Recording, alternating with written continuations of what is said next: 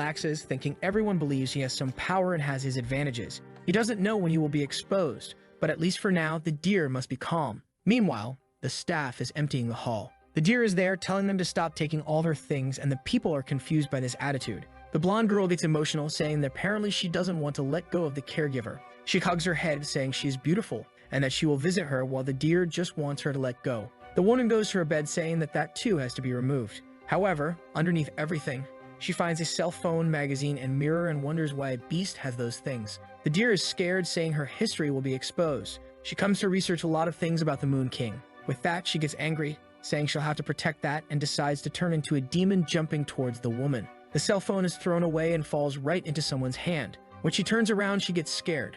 Our boy is at the door and everyone recognizes him. Now she's worried, knowing it was the person who couldn't see that. As soon as he takes a look, he gets scared. The deer went to hide while he sees she was reading some manhwas about beasts and humans. This is going down the forbidden path, but hey, the Chinese man are unstoppable. Su Lang then throws the phone away, saying the sale is cancelled and everyone should leave. And he warns that at sunset, the people from the double moon will send someone to buy this place. People are shocked that he wants to buy the whole place. However, Su Lang is excited. The strategy was to get several low-ranking creatures, but who would have imagined that he would have the chance to get one of the supreme rank? In this case, the best strategy is a tactical retreat. People are all confused about what's going on there and comment that no one imagined that the Moon King himself would cancel everything. The woman, on the other hand, says she's more curious about what was on that phone that the king looked at. However, at that moment, the deer goes there and grabs it with her mouth and runs away. She passes by all the beasts, thinking that this damn king hurt her entire identity, and even the history. He's trying to escape, but she's not going to let him leave this pavilion.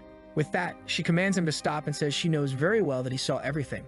Listening to her voice, he realizes it's a girl, and now that reading makes sense. She warns that if he reveals the secret to anyone, she won't let him go. Seeing him stop, she wonders if she managed to at least threaten him. However, Su Lang says she doesn't need to worry about intimate secrets being revealed. She looks peculiarly scared when he mentions that she caught his attention. However, she replies that she's not afraid just because he's the Moon King. If he tells anyone, she'll run wherever he is and finish him off. Su Lang knows that creatures can sense when their names are spoken nearby, a skill all supreme-level creatures possess. He then asks if she'll appear next to him every time he mentions her name. She angrily shouts yes. However, she ends up wondering why he spoke like that. With that, all romantic, he approaches, saying it's their secret. He gives a little smile and leaves, saying she should remember that. However, before he leaves, she tells him to wait and warns him to be careful with the full moon. Su Lang turns around and says he understands, then leaves. She stands there thinking about what he said.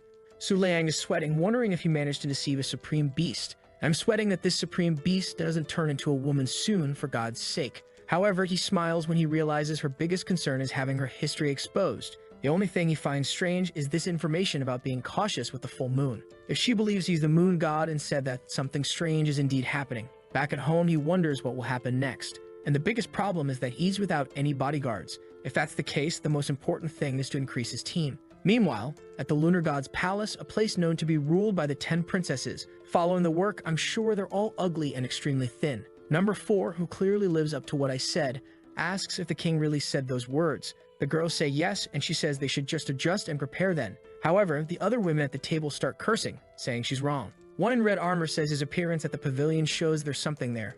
They all conclude that there must be at least one monarch-ranking creature.